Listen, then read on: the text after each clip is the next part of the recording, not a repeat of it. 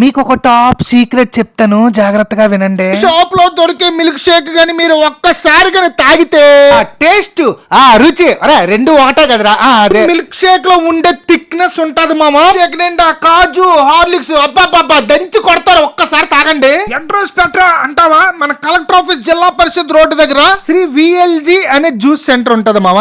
ఇది గత past 25 years నుండి అయితే దీన్ని రన్ చేస్తున్నారు. వివరమాయ నువ్వు గానీ మన వైజాగ్ లో ఒక మంచి జ్యూసులు గానీ లేదంటే ఒక ప్రీమియం షేకులు గానీ మన బడ్జెట్ లోనే రేట్లు అయితే ఉంటాయి, ఇది నా గ్యారంటీ.